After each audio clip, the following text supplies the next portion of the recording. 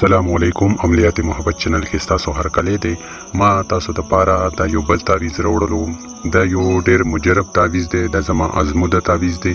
دا هغه خلکو د پاره دی چې ډیر تعویزونه یې کړي دي او هغه ته هیڅ ریسپانس نه دی ملاو شوی. دا جلالی تعویز دی، دا به په ډیر زیات په سوچ او سمج سره کوي او چې تاسو د تعویز چا د پاره کوي نو کوشش به دا کوي چې هغه مقصد جایز وي، یعنی خاوني د خزي د پاره، خزي د خاوند د پاره کولای شي. او کچري تاسو چا جنې سره مینه محبت لري نو تاسو غواړئ چې هغه پزره کې موږ د پاره به انتها محبت پیدا شي نو دا تعویز تاسو مهو د پاره هم کولای شي. یا تاسو رشتو کې سو رکاوټ وي چې تاسو فیملی یا دغه فیملی نه مني نه رضا کیږي نو تاسو دا تعویز هغه د پاره هم استعمالولای شي، ځکه چې په دې کې د الله نمونه لیکل شوی دي. اسینه چې تاسو دا غلط مقصد د پاره یا اسې د چا د تنګولو د پاره یا د خپل خواهشاتو پورا کولو د پاره د تعویز استعمال وکړي نو د دې کوم موکل دا ډیر زیات خطرناک دی. تاسو به سوچ کې هم نوي، تصور کې به هم نوي، دا به تاسو ته دومره غټ نقصان درکړي چې بیا به ارمان کوي. د وجې نه زما دومره کار دی چې تاسو مکمل په ډیټیل سره پوي کما او تاسو ته کوم تعویز در کوم چې تاسو پکې سم میسټیک ونه کوي. کچري تاسو پکې میسټیک وکړلو نو تاسو ته به دومره غټه مسله جوړه شي چې تاسو په چرته سوچ هم نوي کړی، تاسو دماغ به هم خراب شي، ډیمیج بشي، تاسو په زړه باندې به هم اثرات پریوزي او د کم د تاسو د زړه ډیر زیات قریب وي، هغه تاسو مور وي، تاسو پلار وي، تاسو خويندې ورونه څوک هم وي نو هغه ته به هم نقصان ورکړي. د وجې نه د تعویز ډیر زیات سوچ او سمج سره ورشي. کله تاسو ته پته ولګي چې مونږ اوس هسبند بلو خزو پاسې ګرځي او مونږ ته هغه شانتي د خزي په نظر نه ګوري او مونږ ته اوس د تعویز ضرورت دی نو بیا تاسو په مجبوري حالاتو کې دا تعویز وکړي. تعویز د پاره زعفران او ررکه ګلاب او مشک د درې شینو ضرورت دی. خو کچري تاسو سره دو کې یو هم اویلیبل وي، یعنی ارکه ګلابي او زعفران وي نو تاسو هغه سره ولیکي. او کچري تاسو سره د درې وړه اویلیبل نه وي نو دا تاسو نورمال توري صحیح سره لیکلی شي. یې سره به لیکي صحیح بو چې سټیم کې شوپ نه راوړي نو په کور کې بیا خپل تر جوړ کوي، بیا به هغه سره د تعویز لیکي. اسینه چې تاسو نه هغه زینه مرکر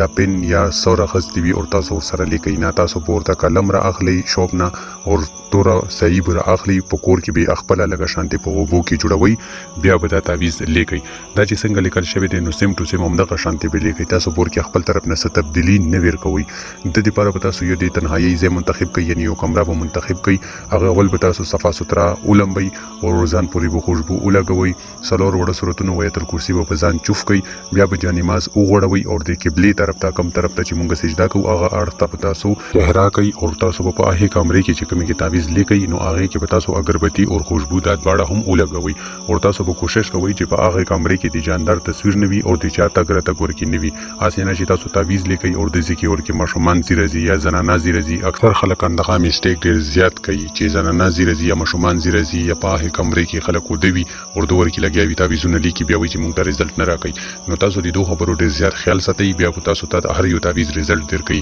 د دې تعویز ولا دا په تاسو د ورځې لیکي ټیم نه دی مقرر سټیم هم کولای شي او د دې ورځې نه دی مقرر کم ورځې هم کولای شي. بیا چې کله دا تعویز تاسو دا سیم ټو سیم ولیکلو د چال هم مقرر نه دی چې تاسو په خاص چال باندې لیکي بل سیدا څنګه لیکل شوی دی تاسو عمدغه شانتي ولیکي.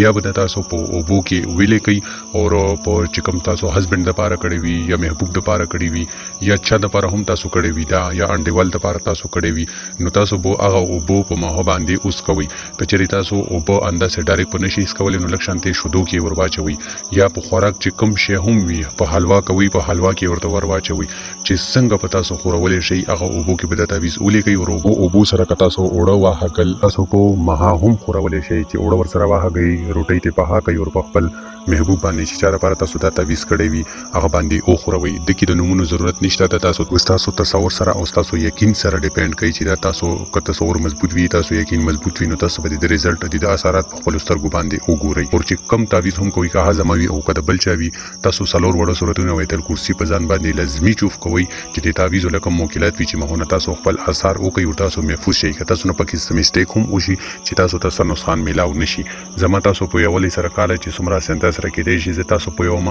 بقایا تاسو جایز د پاره استعمالوي او ناجایز د پاره استعمالوي هغه ګناه او ثواب ته تاسو په حاله د ما هاړه خلاصیدل د ناجایز د پاره زما د خوا عزت نشته دی خو بقایا بیا هم که تاسو یې کوئ نو د ګناه د تاسو په غاړه باندې ده او امید لرم چې تاسو په ویډیو خوښ شوي که تاسو ویډیو خوښ شوي نو ویډیو لایک کوئ د سره زما حوصله افزایی کیږي تاسو د تعویض اجازه غواړئ نو اجازه لپاره تاسو زما چینل سبسکرایب کړئ او په کمنټ کې الله اکبر ولیکئ زما د اړخه به تاسو ته روحاني اجازه د تعویض ملاو شي بیا چې تاسو دا تعویض کوئ نو ان شاء الله تاسو ته به دا تعویض 100% رزلټ درکوي بقایا به تاسو سره په نیکسټ ویډیو کې ملاویږم تر هغه پورې مو په لوی الله سپارم الله حافظ